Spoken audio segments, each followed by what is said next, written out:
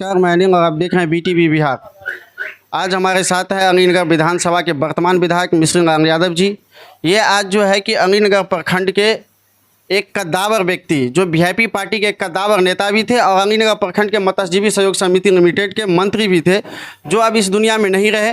बीते दिन उसका जो है कि मृत्यु रोड एक्सीडेंट से हो गई, अब इस दुनिया में नहीं रहे। उन्हीं के जगह पे अलीनगर प्रखंड में बीते दिन जो है कि उपचुनाव हुआ था, जिसमें जो पुनः उनकी धर्मपत्नी रेणु देवी जी का विजय हासिल हुआ है। उसी के संदर्भ में उनके आवास पर आज अलीनगर विधानसभा के वर्तमान विधायक मिश्र लाल यादव जी पधारे हैं और इनके परिवार से मिले हैं। आइए जानते हैं क्या कुछ इनके मन में है उनको जीत के लेकर। तो सबसे पहले तो सर आपका स्वागत है BTV बिहार 24। आपको भी सर क्या कहना चाहेंगे विजय मुखिया जी के धर्मपत्नी को जीत के लेकर? सबसे पहले मैं अलीनगर प्रखंड के मत्स्यजीवी सहयोग समिति के जो वोटर हैं, मतदाता हैं, उनको मैं बधाई देना चाहता हूं। उन्होंने सही निर्णय लिया है और रेणु देवी को जिता के एक संदेश दिया है। जो विजय का जो सपना था, जो केवटी अलीनगर मत्स्यजीवी सहयोग समिति को जो मंत्री थे और उन्होंने जो सपना देखा था, जो इस समाज के लोगों को हम सही रास्ते पर ले जाएंगे, उसके आर्थिक और राजनीतिक दोनों में बदलाव लाएंगे, वो बीच में मतलब ब्रेक हो गया था। जब उनका दुर्घटना में मृत्यु हुई तो लगा जो क्या कौन सा पहाड़ टूट के गिर गया। हम लोगों को भी काफ़ी मतलब चिंता हुई, ये कौन सी घटना हो गई। उस दिन मैं काफ़ी दुखी था, काफ़ी चिंतित थे कि ऐसा क्या हो गया। मैं आया था इसी जगह पर। आज अपार खुशी है, प्रसन्नता है जो उनकी धर्मपत्नी रेणु देवी को भारी मतों से लोगों ने जिताकर और इस अलीनगर प्रखंड में एक संदेश दिया है जो लोकतंत्र में आज भी सही रास्ता जिंदा है और उसी के तहत लोगों ने इनको वोट देके जिताया है। हमें तो लगता है जो इस अलीनगर विधानसभा के अंदर जो आपको अलीनगर प्रखंड है, जो अलीनगर विधानसभा का हृदय स्थली है अलीनगर, उसमें मत्स्यजीवी सहयोग समिति मल्लाहों का ही सिर्फ विकास नहीं होगा, हमें लगता है जो अलीनगर का भी काफ़ी विकास होगा। हमें अब काफ़ी प्रसन्नता है और मैं यहाँ का MLA हूँ। मैं बात कर रहा था, विजय जी 2015 में भी मेरे साथ थे और 2020 में भी साथ थे। वो VIP के नेता थे और संजोग इतना बढ़िया था जो मैं भी VIP का उम्मीदवार था और उम्मीदवार होने के नाते चुनाव लड़ रहे थे। उनका भरपूर सहयोग मुझे मिला था और मैं चुनाव जीता था। मैं यहाँ के जनता को और उनके परिवार को विश्वास दिलाता हूँ, जो आप यहाँ के लोगों का, अलीनगर के मत्स्यजीवी सहयोग समिति के सदस्यों का, अपने समुदाय का आप ईमानदारी और निष्ठा से काम करिए। मेरे जैसे MLA का अगर उसमें कोई योगदान होगा तो मैं कभी पीछे नहीं हटूंगा। आपके उत्थान में, आपके विकास में हम काफ़ी सहयोग देते रहेंगे। सर 2015 के चुनाव में भी विजय मुखिया जी आपके सपोर्ट में थे, 2020 के चुनाव में भी थे और काफ़ी तन मन धन से थे आपके साथ। आपका सहयोग किस तरह से रहेगा इस परिवार के लिए? अब एक बात मैं बता दे रहा हूँ, मुझे तो इतनी प्रसन्नता है इनके जीत से। लोकतंत्र में जनता का जो फैसला होता है वह सबसे सर्वोपरि होती है। मैं तो समझता हूँ जो मेरा सहयोग जो एक MLA होने के नाते जो होता है वो मिलेगा ही, और एक पारिवारिक जो संबंध विजय से था, पारिवारिक रूप में भी हमारा सहयोग मिलेगा। जी, अब कुछ बात करते हैं राजनीतिक मुद्दा को लेकर। सर अभी बोले वीआईपी पार्टी को लेकर चर्चा किए। सर वीआईपी का उम्मीदवार थे 2020 में और यहाँ पे सीट भी हासिल किए, जीते भी लगातार। यहाँ 35 साल से 30-35 साल से लोग कह रहे हैं कि RJD का उम्मीदवार यहाँ पे जीत हासिल कर रहे थे, लेकिन एक बदलाव आए, मिश्र लाल यादव जी वीआईपी के उम्मीदवार के तौर पे उभरे और यहाँ पे जीत भी हासिल किए। पता नहीं फिर बीच में क्या हुई कि इन्होंने वीआईपी को छोड़ के बीजेपी में जाना पसंद किया। क्या वजह था सर जो आपने वीआईपी को अचानक मूव कर? अब जिस बात को आपने उठा दिया है, राजनीतिक बातों को आपने उठा दिया है। अरे मैं अलीनगर में बदलाव के लिए आया था और उस बदलाव में वीआईपी के मैं उम्मीदवार था और अलीनगर की जनता ने काफ़ी सहयोग किया। मैं अलीनगर की जनता को बधाई देना चाहता हूं, अलीनगर विधानसभा की जनता को बधाई देना चाहता हूं, जिन्होंने इस बदलाव में अपनी खून ताकत लगा दिया और उसके चलते बदलाव हुआ। राजनीति में होता रहता है। जो हम 15 का चुनाव बीजेपी के सिंबल पर लड़े थे, कमल फूल छाप पर लड़े थे, और इस बार जो 20 का चुनाव था वो मैं 9 छाप पर लड़े थे, वीआईपी का उम्मीदवार बन के लड़े थे। लेकिन अलीनगर का मैं उम्मीदवार था। और मैं बता देता हूं, जो पार्टी कोई रहे, लेकिन अलीनगर में जो लोगों ने मुझ पर भरोसा किया था, पार्टी ने मुझ पर भरोसा किया था, उस भरोसा पर कभी भी मैं पीछे नहीं रहूँगा, खड़ा उतरूँगा।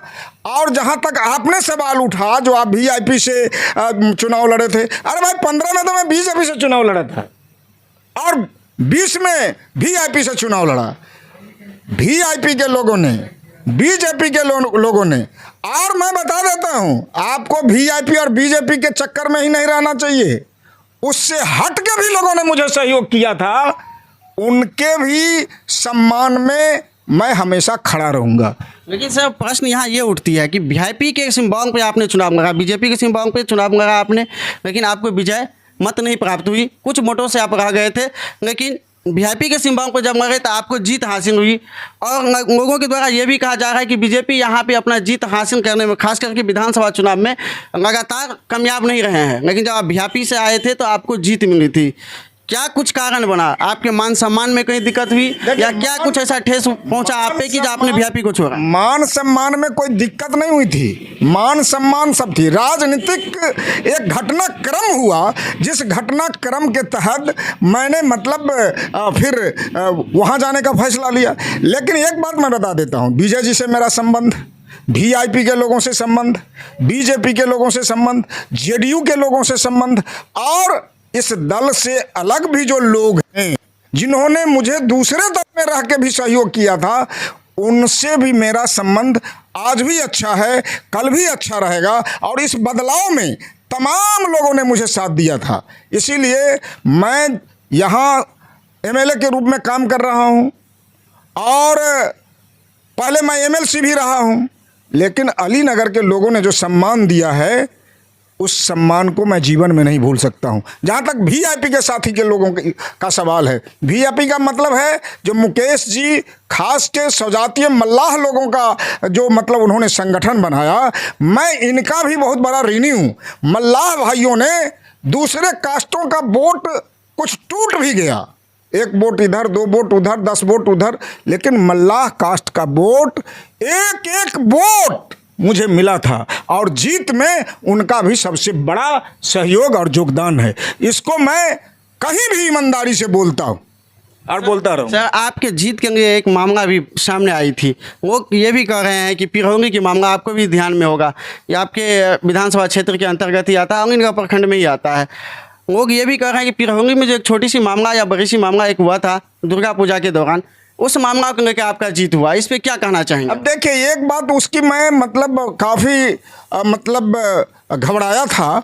मेरे चुनाव में जो घटनाएं घटी चुनाव से 2 दिन 3 दिन पहले, उसमें मुझे काफ़ी हुआ। जो चुनाव में एक सुनील नाम था ना, उसका क्या नाम था, रविंदर यादव मारे गए और चुनाव में मारे गए। मैं तो बता दे रहा हूं, जो उनकी मृत्यु पर मुझे बहुत अफसोस है, आज भी काफ़ी चिंता है। जो उनकी मृत्यु हुई, आज वो हमारे बीच में नहीं हैं। उस परिवार का भी मैं बहुत बड़ा ऋणी हूँ। मैं तो एमएलए हो गया, लेकिन उसका बेटा आज तक कोई दे नहीं सकेगा। इसीलिए मैं बताता हूँ, जो चुनाव में उसका क्या असर हुआ, नहीं असर हुआ, वो बात अलग चीज़ है, लेकिन वो घटना अपने आप में बड़ा दर्दनाक है। इस घटना की मैं निंदा करता हूँ। क्या आप उस घटना के लेकर क्या प्रयास किए हैं, उस परिवार के लिए या उस समाज के लिए? देखिए, उस समाज के लिए मैंने बहुत प्रयास किया। जो दोषी था उसको सज़ा करवाया, जेल में बंद करवाया। जो अधिकारी, मैं एमएलए बनने के तुरंत बाद जो अधिकारी दोषी था उसको अलीनगर से बाहर किया, अच्छे लोगों को यहाँ लाया। और मेरे एमएलए बनने के बाद अलीनगर में पूरी शांति व्यवस्था है। कहीं भी आप नहीं देख होंगे कि उस ढंग की कोई घटना घटती है। और घटने का अगर कोई प्रयास भी कराता है तो हम बड़ी मजबूती से पेश आता हूँ, शासन प्रशासन को करके, और उसको रोक लगवाता हूँ। तो मेरे एमएलए बनने के बाद इस ढंग की कोई मतलब मामला हमें दिखाई नहीं देता है। और आप भी साक्षी हैं, जो अलीनगर विधानसभा के अंदर, अलीनगर में ही नहीं, घनश्यामपुर में, अलीनगर में, तारडीह में कोई उस ढंग की मामला नहीं है। पूरा शांति व्यवस्था है। और जब तक मैं एमएलए हूँ पूरा शांति व्यवस्था रहेगा। और जहाँ तक उस परिवार का सवाल है, न्याय मतलब वो केस तो सुनते हैं अब कंप्रोमाइज हो गया है शायद।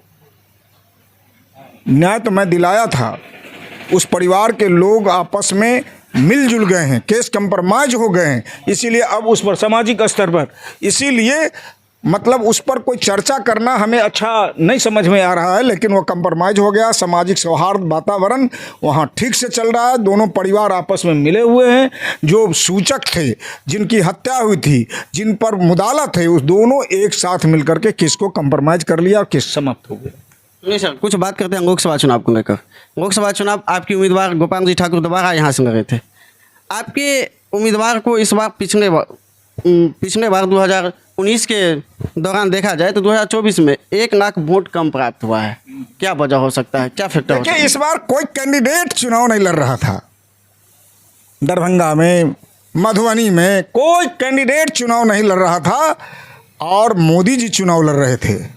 कैंडिडेट के सवाल पर मुझे कुछ कहना नहीं है, लेकिन भारतीय जनता पार्टी में मोदी जी ही चुनाव जीते हैं। वही उम्मीदवार थे, लोगों ने उन्हें ही वोट दिया है, उन्हीं को जिताया है।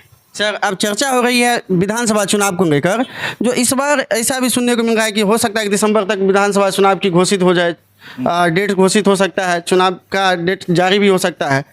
क्या लग रहा है इस बार फिर पार्टी, बीजेपी पार्टी आप पे सर दाव खेल सकती है विधानसभा के लिए, अनिल का विधानसभा बता रहा हूँ, मैं बता रहा हूँ। मैं तो आप हाटगाछी में मेरी बात को सुना था, मुझे तो लाया गया था यहाँ चुनाव लड़ने के लिए। मैं चुनाव लड़ा, 2 बार चुनाव लड़ा, 15 में चुनाव लड़ा, मामूली अंतर से हार गया। 5 साल जनता के बीच में काम किया।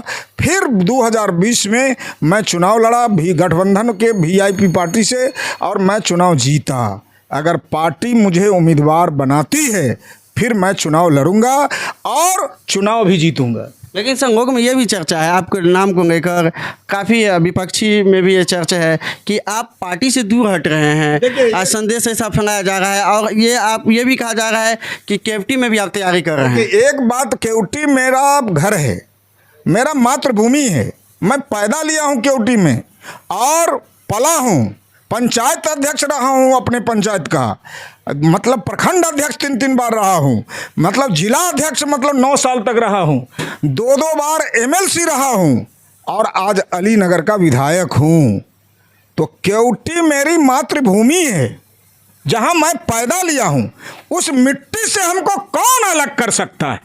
वो तो मरेंगे तब भी कोई अलग नहीं कर सकता है। अगर मैं यहाँ रहता हूँ तो रात में वहाँ सोता हूँ। तो अलीनगर और केवटी में तब तो अनुनाश्रय संबंध हो गया है। अगर दिन बिताता हूँ अलीनगर में तो रात बिताता हूँ केवटी में, और रात बिताता हूँ केवटी में, दिन बिताता हूँ केवटी में, तो रात बिताता हूँ अलीनगर में। तो ये दोनों केवटी और अलीनगर में अनुनाश्रय संबंध है, और हमारे लिए दोनों पूजनीय हैं। मैं अलीनगर की जनता का भी पुजारी हूँ और केवटी के जनता का। और वैसे मैं दरभंगा जिला का जिला अध्यक्ष भी रहा हूँ। मैं 2 बार दरभंगा जिला स्तर पर एमएलसी रहा हूँ। इसलिए दरभंगा जिला का मतलब जिला के जनता के प्रति भी हम आभार व्यक्त करता हूँ, जो उन्होंने 2 बार मुझ पर विश्वास किया है। तो केवटी का क्या सवाल उठता है, मतलब आपको अलीनगर का क्या सवाल उठता है? पूरे दरभंगा जिला का सवाल उठता है। मिश्री लाल यादव 200 विधानसभा में, जिस विधानसभा की अब चर्चा करेंगे वहाँ से भी चुनाव लड़के अपने प्रतिद्वंदियों को छक्का छोड़ा सकते हैं। किसी भी विधानसभा से। जी सर, लास्ट में आप जनता को विकास के दर्जे क्या कहना चाहेंगे? आप क्षेत्र में क्या विकास किए हैं, लोग को क्या संदेश देना? समझ लीजिए, सबसे पहले जब मैं यहाँ आया था, ये जो आपदा का जो मामला था 4 लाख रुपए का, वो 2-2 लाख रुपया दलाल सब लेता था पदाधिकारियों को मेल से, तब उसको 4 लाख रुपया मिलता था। उसके खाता में जाता था 4 लाख, पेमेंट होता था उसको 2 लाख। मैं आते ही सब पर रोक लगाया। आज कोई माय का लाल पैदा नहीं लिया जो 4 लाख में 4 पैसा हम लोगों के रहते उससे कोई ठग लेगा। सबसे पहले इसको मैंने रोक लगाया। नंबर 2, विकास का जहाँ तक सवाल है, मैं कितना गिनाऊं विकास के मामले में। विकास जो है, जो आप देख रहे हैं दुल्हन के तरह हमारे विधानसभा में जितनी सड़कें हैं, दोनों पट्टी सजी हुई है। हम जब हम एमएलए बने थे तो हमें लोग निकलने नहीं दे रहे थे, कहते थे जो आशापुर से और ये जो रसियारी की सड़क है उसका क्या हुआ, कहता था जो यहाँ उजान से लेके और फिर घनश्यामपुर की सड़क का क्या हुआ, ये जो आपकी सड़कें हैं उसको क्या हुआ। यहाँ जितनी सड़कें हैं मेरे समय में बना है। एक आपको मतलब अतिरिक्त स्वास्थ्य केंद्र तारडीह में बन रहा है 1.5 करोड़ की लागत से। एक आपको मतलब तारडीह मुख्यालय में, और एक आपको यहाँ पुतई में वहाँ बन रहा है। 5 स्वास्थ्य उपकेंद्र बन रहे हैं आपको दलितों के लिए। मेरे समय में एक आपको फुलवाड़िया में आपको 26 लाख की लागत से सामुदायिक भवन बन रहे हैं, 26 लाख के हरिजन टोले में।